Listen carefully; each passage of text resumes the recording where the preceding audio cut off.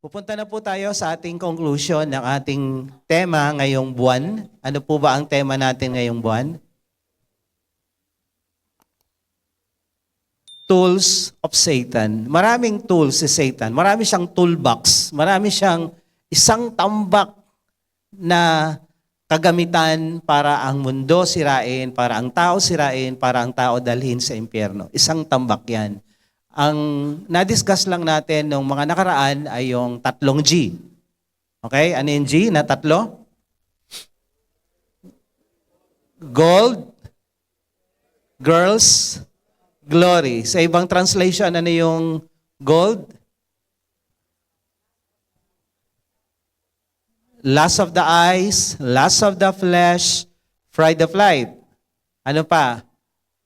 Love for money, love for sex, love for power. So, girls, gold, glory. Pag ikaw politician, kasama yung guns, ano pa? And goons. 5 yan. Siyempre, level up sila eh. Girls, gold, glory, may power ka, may position ka, then you have the goons. Kailangan mo yon para manalo sa eleksyon. You need the guns.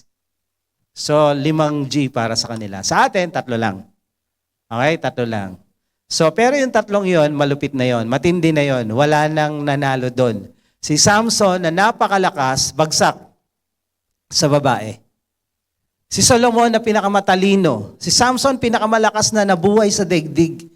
Kung meron kayong nakikita si Hercules, hindi totoo yun. Mythology yun. Pero itong si Samson, totoo yun. Siya ang pinakamalakas na taong nabuhay sa daigdig.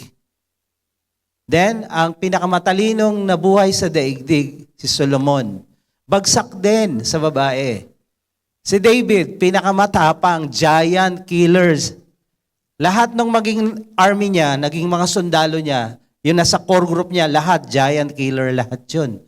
So dahil yung leader nila matapang, pumapatay na higante, lahat ng follower niya, higante rin ang pinapatay. Matapang to si David, bagsak din sa babae. Kaya isa lang ang pumasa sa babae. Sino? Joseph. Bakit? Lumayo sa tukso, tumakbo. Kaya sabi mo sa katabi mo, tumakbo, palayo. May mga tumatakbo kasi, kaso palapit. Palapit. O kaya tumakbo palayo, babalik din, may nakalimutan lang. Kaya ang tukso, hindi pinalalayo. Huwag kang kakanta, tukso, layuan mo ko. Dahil ang tukso, kailanman hindi lalayo yan. Ang tukso ay susunod ng susunod sa'yo. Ikaw ang lumayo sa tukso. Sabi mo sa katabi mo, ikaw ang lumayo. Hindi trabaho ng tukso lumayo. Ang trabaho ng tukso, lumapit at tuksohin ka. Ang trabaho mo, 2. Lumayo o sumuko sa tukso. Ngayon, kung gusto mong sumunod kay Lord, lumayo ka. And then, pinag-aralan din natin yung pera. Wala pong matino sa pera. Magkapatid, magkaibigan, pag nagkautangan, nagkalukuhan sa pera, sira ang relasyon. Matinong tao, bigyan mo ng kapangyarihan at pera, nasisira buhay, nasisira motivation. And then nakita natin sa Bible si Judas. Judas, ibig sabihin, praise. One of the 12 disciples of Jesus. Hindi lang siya naging disciple, naging apostol. Disciple means follower. Okay? Follower ni Jesus. Follower. And then, nung sinend out sila ni Jesus para mangaral at magpalayas ng demonyo, pag binasa niyo sa Bible, hindi na disciple ang tawag sa 12, apostol. Meaning, send out once. So, naging apostol si Judas. Ibig sabihin, nakaranas talaga siya ng conversion to be a follower of Jesus. Pero dahil lang sa 30 pieces of silver, pinagkanulo niya si Jesus. Pera lang, sinira niya yung calling niya. Pera lang, sinayang niya yung pagiging apostol niya. Ngayon, sa dati nating paniniwala, ang mga apostol ay wino-worship. Diba? Eh di sana kasama si Judas doon. Sayang yung opportunity. Bagamat mali yun, hindi dapat i-worship ang mga apostol. So, si Judas, na-forfeit yung kanyang destiny. And then, Yung isa pa, sa Old Testament. Si Elijah, naging servant niya si Elisha. Si Elisha, isang medyo mayaman na tao na tinawag ni Elijah, "Come, follow me, gagawin kitang disciple." At nung nawala si Elijah, ang sumunod si Elisha, naging propeta, siya ang naging successor ni Elijah. Pero mayaman, naging servant muna kay Elijah. And then, nung nawala si Elijah, si Elisha pumalit. Si Elisha naman, may servant, ang pangalan, Gehazi o Gehazai. Ang susunod sana kay Elisha ay si Gehazi o Gehazai.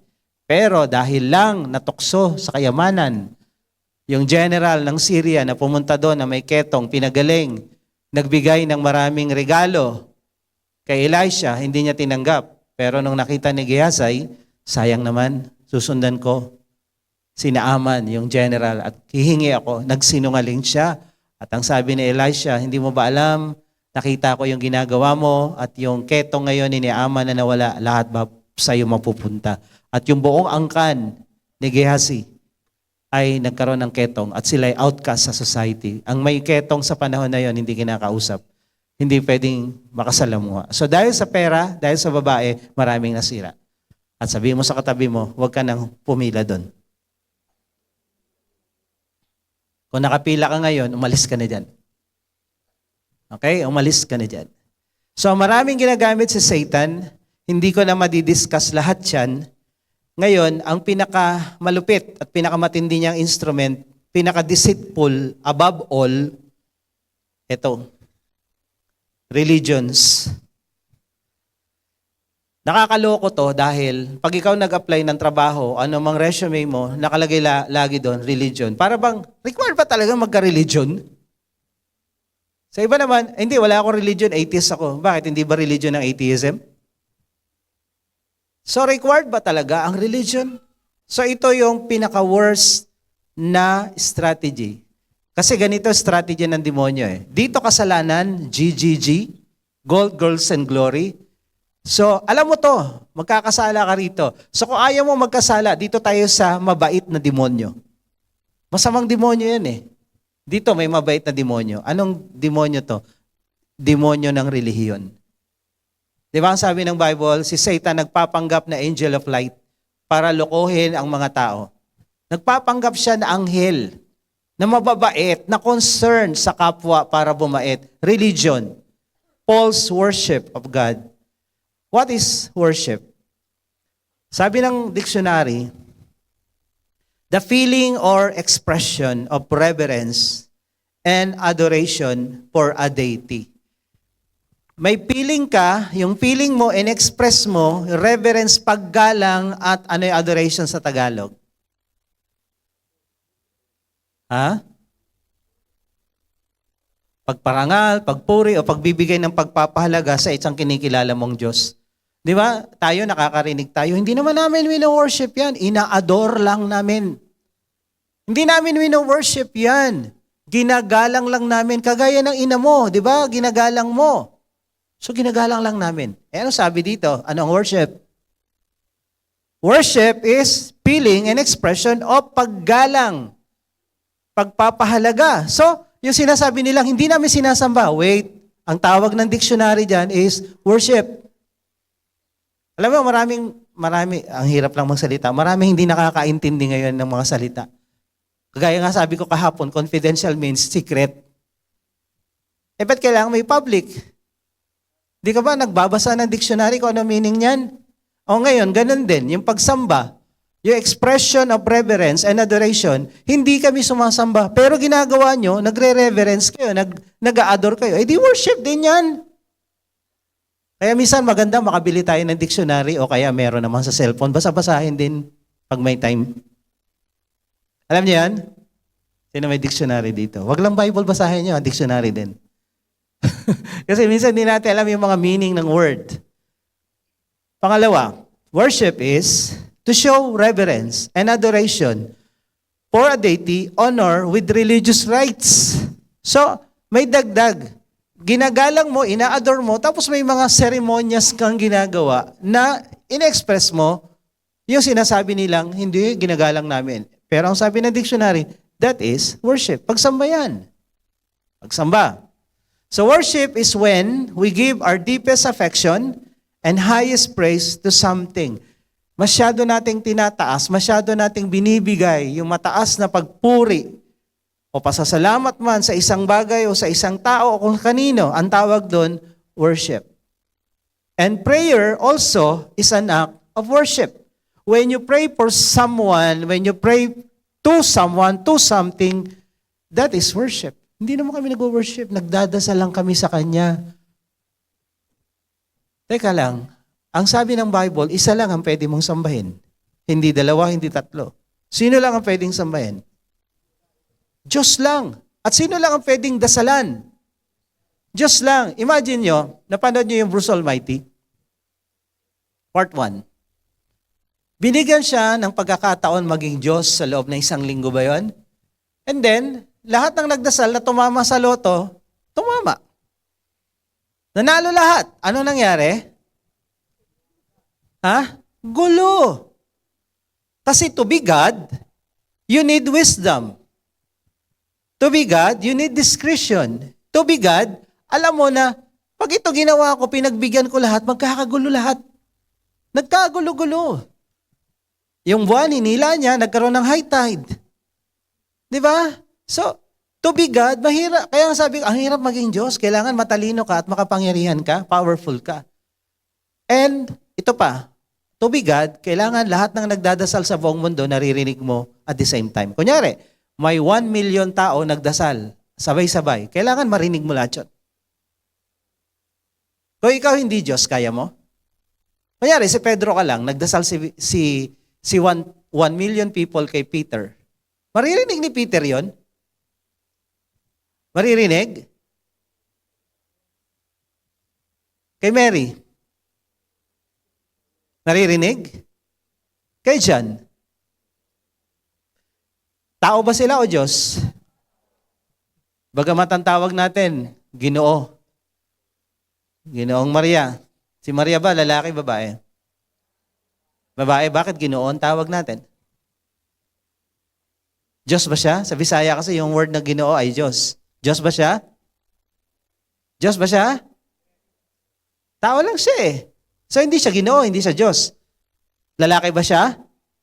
Hindi. Hindi siya Ginoo, ginang siya. So mali. Kung sa dasal pa lang mali ka na, palagay ko yung pananampalataya mo, mali din. Simpleng dasal, di mo itama eh. Eh di yung paniniwala mo, mali. Correct? Kung yung simple sentence, di mo mabuo ng tama, ay yung confidential, di mo alam meaning, ba't kita paniniwalaan? Hello? Hindi mo alam eh. Hindi mo alam ang kahulugan ng Ginoo at ginang. Hindi mo alam ang kahulugan ng Ginoo at tao. Ang Ginoo ay Diyos, tao ay tao. Maliwanag. So, prayer is an act of worship. Pag nag-pray ka sa isang Diyos, kaya ng Diyos pakinggan lahat ng dasal sa buong mundo kahit 1 million pa yung nagdadasal. At the same time, yun ang kapangyarihan ng Diyos. So kung nagdasal ka sa hindi Diyos, kunyari, merong nakikita ko dyan sa Eastwood, Padre Pio, sino ba yan? Pare, na ginawang santo. Okay. Nagdadasal kay Padre Pio. Una, patay na yon. Paano ka maririnig nung patay? Bakit tayo nagdadasal kay Jesus? Kasi siya buhay. Our God is alive. He's not dead. Ang patay hindi nakakarinig. Ang sabi ng Bible, pag patay ka na, wala ka ng pakialam sa mundong ito. Wala kang connection. Hindi ka pwedeng tumulong dito o makinig ng dasal dito. Hindi. Kaya ang mga patay hindi pinagdadasal. Tapos na connection mo sa earth. Pero ang Diyos hindi nagtatapos. Kaya kanino lang tayo pwedeng magdasal? Sa Diyos lang. And prayer is worship. Maliwanag po. When you pray, you worship. Kaya pag nag-pray kayo kay pastor, you worship me. At huwag niyong gagawin yun, kikidlatan tayo pare-parehas ni Lord. Kasi ang worship para lang sa Diyos. Maliwanag po ba? Now, what is religion? Religion is a system of belief and worship of a deity or God. So sabi ng dictionary, again, dictionary, helpful talaga dictionary, no? Nalalaman natin yung kahulugan, yung mga meaning ng mga bagay-bagay at mga salita. So ang sistema ng paniniwala at pagsamba sa isang Diyos o sa isang super being, yan ang relihiyon. Pero in the original word sa Latin, Greek, Latin, pinagsama-sama ito, religare. Yung word na re is meaning again. Di ba? Repeat. Rewind. Di ba? Reborn. So pag may word na re, meaning ulitin. Okay? I-connect. Yung nasira, ulitin natin, ibalik natin. And then, yung word na ligare, hindi lagare. Means to bind or connect. Kung kayo naka-attend ng Bible study, may topic number 3 tayo. Ano yung topic number 3? Ang Diyos at ang tao ay nagkahiwalay. And then, ang tao, pinipilit na ibalik yung relationship na nasira dahil sa kasalanan, nagtayo sila ng religion. At ang tawag doon, religare. The attempt of human being to connect what is broken to bind again. Nagtagumpay ba ang tao? Hindi. Kasi ang tao ay likas na mga makasalanan. Walang kapasidad ang tao na i-connect yung naputol na relasyon ng Diyos at ng tao. Diyos lang ang may kakayanan. Kaya ang Diyos bumaba at nagkatawang tao sa katauhan ni Jesucristo. At doon nagtagumpay. Kaya siya lang ang daan, ang katotohanan at ang buhay. Walang makakatawid, walang makakapag-connect, kundi si Jesus lang. Maliwanag po yun, Jesus lang. Kaya tayo, Jesus lang. Bible lang. Ngayon, because of this, gustong i-connect ng tao ang kanyang relasyon sa Diyos, nabuo yung isang tambak ng mga relihiyon at paniniwala. Sabi ni Blaise Pascal, scientist, philosopher, there is a God-shaped vacuum. Sabi dun sa mga bata, without Jesus, life is like a donut. Bakit? Hindi sweet, ha? Life without Jesus is like a donut. There's a hole in the middle. Pag walang Jesus sa buhay ng isang tao, may vacuum. May empty space sa loob mo na nagdi-desire, naghahangad. Naalala ko nung ako'y high school, ang dami kong hinahanap sa buhay. Nag-drugs, alak, lahat ng usok, lahat ng pwedeng gawin, lahat ng kalokohan. To fill that empty space sa loob ko, naghanap ako ng kung ano-ano. And walang nangyari. Until Jesus came to my life. Itong vacuum na to, itong God-shaped vacuum na to, only God can fill. May kanta yan, kasama yan sa kinanta ng Bruce Almighty. There's a God-shaped hole in all of us that only God can fill. So ito, sabi ni Blaise Pascal, meron God-shaped vacuum sa puso ng bawat tao sa mundong ito which cannot be satisfied by any created thing. Ano man yan, laklakin mo lahat ng bisyo, hindi ka pa rin magiging masaya. Dahil ang lungkot na yan, hindi ugat niyan bisyo, ugat niyan wala ang Diyos sa'yo. Wala kang tamang connection. The moment na naka-connect ka na, that hunger will be satisfied. So by any created thing, but only by God, the Creator, made known through Jesus Christ. So si Jesus Christ ang nagpuno nito. So because of this, ang tao nagtayo ng mga relihiyon. At ang founder ng religion, most, if not all, is religious demons. Ito yung mga demonyong mababait. Gusto niyo makasama mga demonyong mababait? Mabait yan, pero demonyo pa rin yan. Demonyo pa rin yan. Diba? So, itong mga religious demons, they are here to deceive humanity. Sabi ng Proverbs 14:12, ang relihiyon ay parang ganito. Merong mga daan, nakala mo tama, pero ang dulo pala nito kapahamakan. Okay naman to, mabait naman to, okay naman tong gagawin natin eh. We will become religious. Iba po yung religious sa godly. Ang godly, maka-Diyos. Ang religious, religyoso. Ang mahal ng godly, yung Diyos. Ang mahal ng religious, relihiyon niya. Magkaiba yan. Tayo, ang goal natin to become godly. Okay? Hindi religious. Nakakasawa na yung pagiging religious. Lahat ng nakakulong, lahat ng mga adik, lahat ng mga corrupt na politician natin, may relihiyon yan. Anong nangyari sa religion nila? Nakatulong ba? Wala. In fact, the most religious people, sila yung mas corrupt. Bakit? Tinatapalan nila ng pagiging religyoso nila, yung pagiging kurakot nila eh. Tumulong dito, tumulong doon. Parang ang paniniwala natin, yung kasalanan ko, tatapatan ko ng good works ko, mas marami good works ko, mas pasok ako sa langit. Hindi gano'n ang Bible. Kahit isa lang kasalanan mo, impyerno ka. Kaya nga, kailangan lahat ng kasalanan mo, isuko mo kay Jesus, binayaran niya yan. So, Matthew 7:13-14. Pumasok kayo sa daang masikip, sa narrow gate, dahil the gate is wide and way is easy that leads to destruction. Ang daling maging miyembro ng anumang relihiyon. Ang dali sumunod sa relihiyon. Malawak ang daan, pero ang dulo nito kapahamakan. To be a Christian, to be a follower of Jesus, ang hirap. Imagine mo, may devotion pa araw-araw. Sa relihiyon namin, walang ganyan.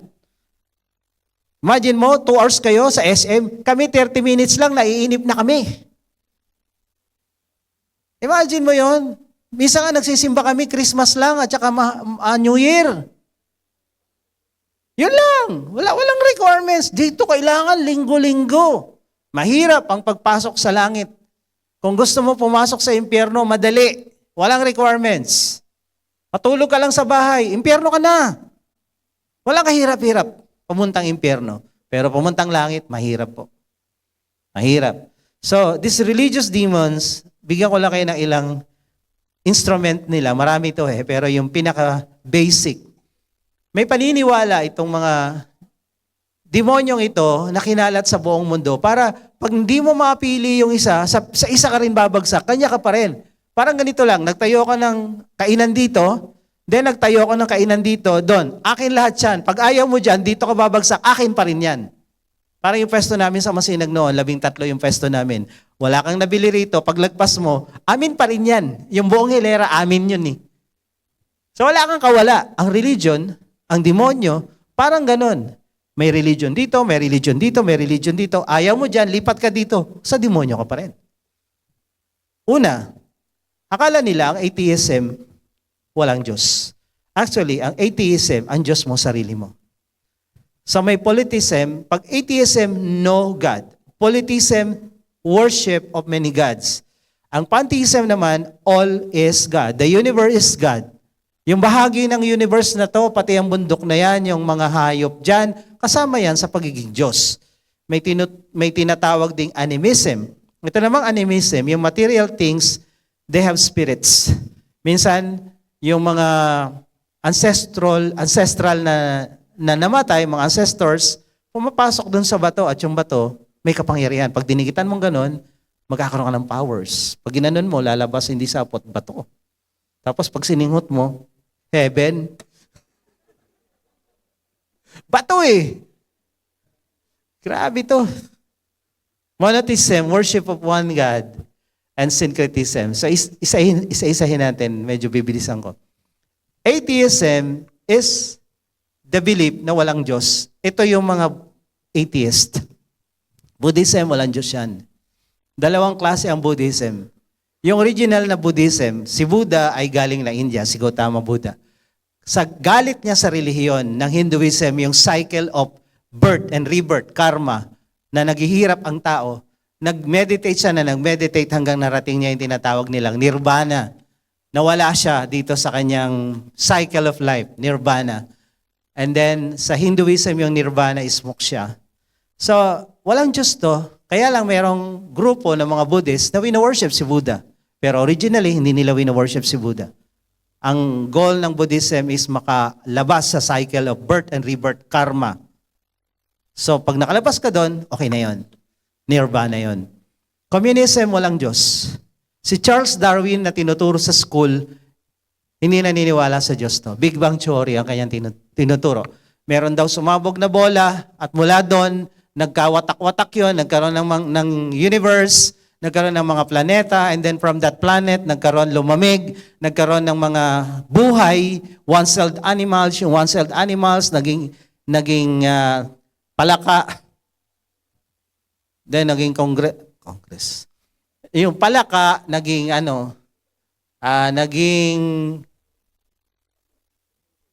tawag nito, naging Yung may apat na paa, yung parang mga buhaya, and then naging unggoy, then naging tao.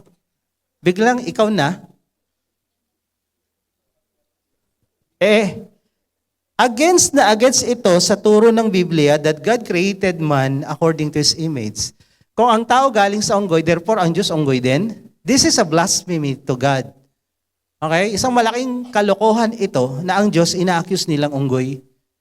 At ina-accuse nila na walang nag-create. Ang tanong lang dito, sige, walang Genesis 1. Saan galing yung bolang sumabog? Saan? Sige, tanongin niyo sa Darwin, saan galing yung Big Bang? Di ba sumabog yung malaking bola na yan? Saan galing yung bola?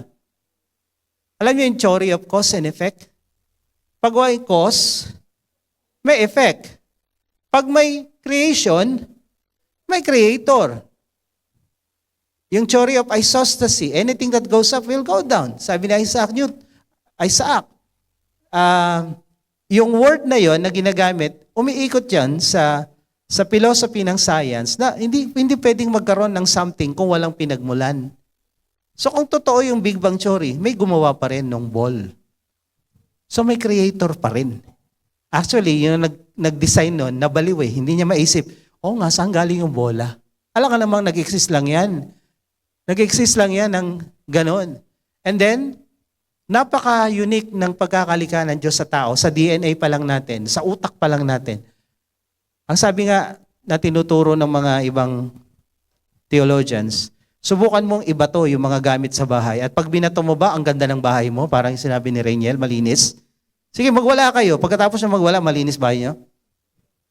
Yung Big Bang Theory, parang may nagwala, tinapon lahat, and then gumanda. Engot eh. Engot yung ganitong theology. So itong theory ni Darwin is demonic. Sabi ng Psalm 41:1, the fool says in his heart, there is no God. Kung walang God, wala ka dito. Saan ka galing? Bigla ka na lang lumitaw, sumabog sa alabok, di naging tao. Galing, no? Very bright. Cause and effect. Creation, creator. Art, artist. Kung walang artist, walang art. Polytheism. Pag sinabing poly, marami. Worship of many gods. Nagsimula ito sa Sumerian civilization na yung mga Anunnakis, yung mga Nephilim, yung mga anghela nakipag-intermarriage sa mga tao. Dito nagsimula yung worship of many gods. And then, pinasa sa Babylonian, sa Egyptian, India. Ang India dati, nung nandun kami, they have 333 million gods and still growing. So, ang dami mong Diyos, no? Mamili ka na lang doon kung anong Diyos. Tayo, ang pinagpipili natin Diyos, orange ba? Pineapple ba? So sila marami, 333. Yung Greeks, yan sila Zeus, sila Aphrodite, Romans, and then pinasa din yan sa atin ngayon. At bawat polytheism, they worship idols. May mga ribultong sinasambayan. At ang sabi ni Exodus 20, alam niyo ba yung Ten Commandments? Ang original ng Ten Commandments, ito. Huwag kayong pumunta dyan sa tabi-tabi ng mga pintuan at nakalagay, mahalin mo ang Diyos na higit sa lahat sa unang bato. Hindi yun ang Ten Commandments. Fake yun. Ang dami ng fake news, pati ba naman sa simbahan, fake pa rin? Fake yun. Ang tunay ito. Ang nakalagay sa Ten Commandments, huwag kang gagawa ng anumang ribulto, imahe, o anumang larawan na nasa langit. Ano nasa langit? Diyos? Anghel? Ano pa? Buwan, bituin, galaxy. Huwag kang gagawa niyan. So, ano pa? Sa lupa. Sa ilalim ng lupa, demonyo, kamote, laman lupa, gabi. Huwag mo sambahin yung kamote. Yung mga riders dyan, ha? Kamote. Wag. You shall not bow down to them or serve them. Huwag yung sasambahin at yuyukuran yung mga yan. Dahil akong Diyos nyo ay silosong Diyos. At bibisitahin ko yung kasalanan nyo sa inyong anak, apo, at apo sa tuhod. Third to fourth generation. Ang tawag ng Diyos sa mga sumasamba sa ribulto, they hate me. And God hate idolatry. Bakit? Dahil ang Diyos ay walang anyo. Walang forma. Sabi ng John 4:23-24, the hour is coming and is now when the true worshipers will worship the Father in spirit and in truth. Ang tamang pagsamba sa spirito at katotohanan. Dahil ang Diyos ay naghahanap ng ganyang klase ng pagsamba. Ang Diyos ay spirito. Sino nakakita ng spirito dito? Sino nakakita ng hangin dito? Meron po ba? Ako, nararamdaman ko yung hangin. Pero hindi ko nakikita. Ganon din ang Diyos, mararamdaman mo. Mapipil mo yung presence niya, yung pagkilos niya. Pero literally, hindi mo makikita. Yung sinabi nating meeting God face to face in the Old Testament, nagkatawang anghel ang Diyos at nakipagbuno kay Jacob. Pero yung talagang itsura niya, wala. Wala. So God is spirit, kaya bawal ang anyo na sambahin. Ang pagsamba ay sa spirito at katotohanan. Another form of worship is yung animism. Ang animism, ito yung mga material things have spirits. Ito yung mga nakatira sa bundok na yung puno, pwede mong sambahin dahil yung spirito na kamag-anak mo nandun sa puno. Kaya ito may problema ka, kausapin mo yung puno. Pag malungkot ka, yakapin mo yung puno. Yung bato, o kung ano man. So every natural thing in the universe has soul. Animism believe that ostrich, cactus. Imagine mo, yakapin mo yung cactus na malungkot ako, mami. Mami cactus. Yari tayo dyan. Mountains and thunder are all spiritual beings. Pinanood namin yung sa top ng between China and Russia, Mongolia. Ganun yung paniniwala ng isang tribe doon. So lahat. Then pantheism. Ano naman ang pantheism? All is God. Ito God, itong laptop ko God, itong panyo ko God, lahat God. Pati yung charger God. So pag kinonek mo yan, itong lahat na to, kasama ka, kasama ako, God tayong lahat. Yan ang paniniwala ng pantheism. Hindi God is everywhere, God is everything. Lahat Diyos. So, mamili ka. Anong gusto mo? Atheism, politism, pantheism, animism. Tayo, kung ayaw mo ng maraming Diyos at sinasamba, meron na namang offer ang demonyo. One God worship. So, ang totoong tamang pagsamba is we worship one God. Yun ang tinuturo ng Judaism at saka ng Christianity. Kaso ito rin ang tinuro ng Islam. So the religion in the world na nagtuturo iisa lang ang Diyos, itong tatlong to. So ngayon, mamimili ka pa rin. Alin ang tama dyan? Ngayon, sinasabi ng mga Muslim, mali ang Christianity. Dahil sinasabi nila, iisa lang ang Diyos, pero may Father, Son, and the Holy Spirit. So isa pa ba yun? Tatlo na yun. Tatlo ba? O isa? Paano naging isa yung tatlo? Yung copy mo, 3-in-1? Ilang copy meron ka?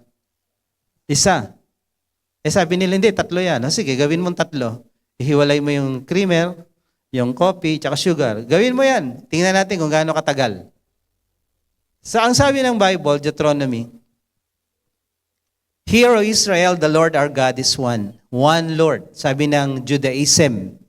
Doon galing yung Christianity sa Judaism, nag-offshoot. So, isa lang ang Diyos. And then, sabi ng Matthew 28:19, humayo kayo at ipangaral ang Ebanghelyo, gawin niyong alagad ang lahat ng mga bansa, bautismohan niyo sila sa ngalan ng Ama, ng Anak, at ng Espiritu Santo. Ito yung paniniwala natin. There is only one God in three persons. Ang Diyos Ama, Diyos Anak, at Espiritu Santo ay iisang Diyos. Meron tatlong persona at tatlong manifestation. Okay? So, hindi sila tatlo. Isa lang. Ito ang paniniwala natin. So, nandito tayo na bilang. And then, finally,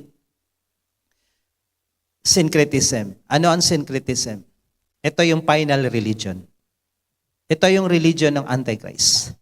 Sa bandang dulo, malapit na tayo, lahat ng relihiyon sa ibabaw ng mundo, magkakaisa at magsasama-sama at sasamba sila kahit anong Diyos dahil ang paniniwala nila, lahat ng Diyos na yan, iisa lang naman yan, iba-iba lang pangalan. Si Allah at si Jehovah, iisa lang. Si Baal, iisa lang. So yun ang paniniwala nila. So, tayo hindi pwedeng sumama sa unity of all religion. Dahil ang Bible ay exclusive na walang pangalang binigay sa silong ng langit para ang tao maligtas, kundi pangalang Jesus lang. Pag dumating ang panahon na to, hindi, si Allah, si Buddha, iisa lang. Hindi tayo kasali doon. At yon ang lilitaw na Antichrist. Aangkinin niya, ako si Christ. Pero siya pala si Antichrist. Ako si Mahdi. Ang mga Muslim, inaantay nila yung paglitaw ng Mahdi. Sino yung Mahdi? Muslim Messiah. Kaya nga ginugulo nila ang mundo. Nagpapasabog sila itong mga fundamentalist, terrorist. Gusto nilang gumulo ang mundo dahil ayon sa kanilang paniniwala, pag gumulo ang mundo, lilitaw itong Muslim Messiah na ang pangalan ay Mahdi. Kaya gusto nilang guluhin ang mundo. At ang gagawin ni Mahdi, gagawin niyang Muslim lahat ng tao. At ang hindi magpa-Muslim, papatayan. Kaya kung akala natin, babait pa yung mga fundamentalist na yan, terrorist. No. They are demonically instrument of this demonic religious demons. Hindi yan. Kung akala natin babait pa, wala. Kalokohan yan. Hindi yan mangyayari. Papunta na tayo sa dulo ng kwento ng daigdig, palala. And then, ang Hindu may paniniwala sila na Kalki, yung last avatar. Lilitaw yung Messiah ng mga Hindu nakasakay sa kabayong puti pag nagkakagulo ang mundo. Kaya itong mga paniniwalang ito, nakahalintulad din sa Bible, magkakaisa lahat na itong si Kalki, itong si Mahdi, itong si Antichrist, siya lahat yun. Kayong mga Christ naniniwala, kayong mga Christian naniniwala kay Jesus lang, papatayin namin kayo. Panggulo kayo eh. Gusto nyo ng gulo, ayaw nyo makiisa sa amin eh. Magkakaroon ng unity of all religions. Kaya nga, ang ginamit ng demonyo para mangyari to sa dulo, yung paniniwala mo, paniniwala nila, wala tayong problema dyan. Bahala ka sa paniniwala mo. Ngayon, may mga ginagawa ng, pagtitipon iba't ibang religion. Yung umikot si Pope dito sa Asia, yun. Gusto niyang ma-unite ang Protestante at Katoliko at ibang religion, pati Muslim. To usher itong syncretism na lahat ng daan, lahat ng paniniwala patungo sa Diyos at lahat ng Diyos, iisa lang. Hindi natin ito tatanggapin mga kapatid dahil iisa lang ang Diyos natin, Jesus lang. Amen? Darating yung punto, papatayin ang tatanggi rito. Ready na ba kayo? Ready kayo mamatay? Absent nga kayo pag Sunday, mamatay pa. Di ka? Kaya, tinuturo ko to pasundot-sundot dahil malapit na tayo rito. Okay? So tayo. Tayo. Basta tayo, Jesus lang. Magkabali-baliktad ng mundo, kay Jesus lang tayo. Before we close, sino po yung ngayon lang naka-attend dito? Taas po yung inyong mga kamay. Kaway-kaway lang po, kung meron po ba. Kung meron pong mga ngayon lang nakapunta rito, baba po kayo dito, pagpipray namin kayo, tapos na tayo. Gusto lang namin kayong i-bless. Kung meron po, taas po ang inyong mga kamay, pakisamahan nga kung may nag-invite. At kung wala, kung may mga usher kayo dyan, may nakita ba kayo na nakataas ang kamay? Taas po kamay, yung mga ngayon lang nakapunta. Ayan, punta po kayo dito, ayan. Magpipray lang po namin kayo. Harap po kayo sa akin, ayan. Ayan, welcome po kayo dito sa Jesus Our Hope. Pangalan po namin, Jesus Our Hope International Assemblies. Kami po ay walang tinataas na relihiyon. Any religion kayo galing, kagaya ng pinag-aralan natin, pwede ka bang mabuhay na walang relihiyon? Pwede. Pero hindi ka pwedeng mabuhay na walang Diyos. Diyos ang buhay natin, si Jesus ang buhay natin. Ako lahat ng relihiyon sa Pilipinas, naaniban ko. Pati nasaniban. Walang nangyari. Naging addict pa rin ako. Naging loko-loko pa rin ako. Walang nangyari. Sabi ko nga, nung isang linggo, nakita ko dun sa Facebook. Ito yung mga panahon na gusto ko nang kunin ako ng alien, sabi nung nakapost. Naalala ko yung panahon na yon na lahat ng religion, pinuntahan ko, pinasukan ko, walang nangyari sa buhay ko, lumala. Dumating yung punto ko may alien man, kunin mo na ako. Sawa na ako sa buhay ko. Buti na lang, si Lord dumating. Dumating sa buhay ko at naintindihan ko na pwede ka palang maging godly ng hindi religious. Pwede ka palang makalapit sa Diyos, hindi sa relihiyong paraan. So, nakilala ko si Jesus, hindi sa religion. Nakilala ko siya through the Bible. And then, tagal na nun, 1987, after EDSA Revolution yun, tanda ako pa. So, pinalaya ako ng Diyos sa lahat ng pagkakamali. Tayo rin, may choice tayo ngayon. Mahalin natin ang Diyos, maging religious tayo o maging godly. Sa tingin ko, mas maganda maging godly tayo. Okay? So, if we want to be godly, yung iisang binigay ng Diyos sa atin, si Jesus lang. God so loved the world that He gave His only Son, Jesus Christ. Whosoever will believe in Him will not perish. Tanggapin natin si Jesus dahil siya'y binigay. At ang sabi ng John 1:12, ang sino mang tumanggap sa Kanya, magiging mga anak ng Diyos. Gusto niyo po ba yan? So let's bow our head, let's pray. Lahat po tayo. At pwede po ba natin itaas yung isang kamay natin sa Diyos? Tanda at simbolo na Lord, andito ako, gusto kong kilalanin ka, tanggapin ka sa buhay ko.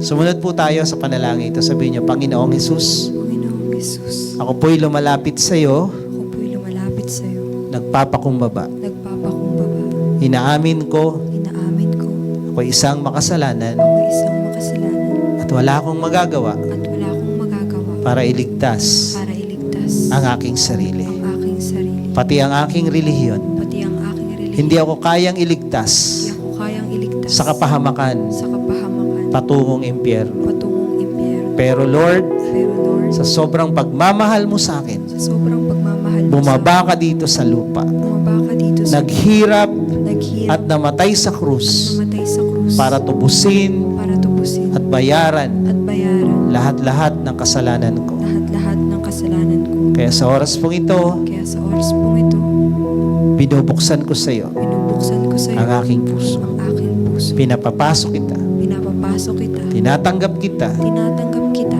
bilang aking Diyos, bilang aking Diyos, Panginoon Panginoon, at at tagapagligtas tagapagligtas ng aking buhay. ng aking buhay. Salamat po Salamat po sa pagpapatawad mo sa pagpapatawad mo at sa buhay na walang hanggan at sa buhay na walang na hanggan natanggap ko na natanggap ko sa oras na ito. sa oras na ito. Ito po ang aking dalangin Ito pong aking dalangin sa pangalan ni sa Jesus. pangalan ni Jesus. Amen. Ako na lang po magpipray. Patuloy tayong nakayukot, nakapikit. Pwede nyo na ibabangin yung mga kamay. Lord, dalangin ko sa mga anak mo na lumapit ngayon dito sa harapan. Magpakilala ka pa ng lubusan sa kanila. Mag-create ka ng hunger and thirst for more of you. Sa iyong salita, hanapin nila ang katotohanan, Panginoon. At sa lahat ng nandirito ngayon, sa aming natutunan, Lord, mag-decide kami to be godly, hindi religious. Dahil the day is coming na lahat ng relihiyon magkakaisa at kikilalanin ang Antichrist na kanilang leader, deceiving them, playing as angel of light. Pero kami, Panginoon, na naniniwala na iisa lang ang daan sa langit, ikaw lang, Panginoong Jesus. Wala nang iba, walang bawas, walang dagdag. Walang pangalang binigay sa silong ng langit para kami maligtas. Hindi Allah, hindi Buddha, hindi Mahdi, hindi Kalki. Jesus lang. Kaya salamat, Lord. We give you praise. Pagpalain mo kami sa buong linggong ito. Ito pong aming dalangin sa pangalan ni Jesus. Amen. Amen. God bless you po.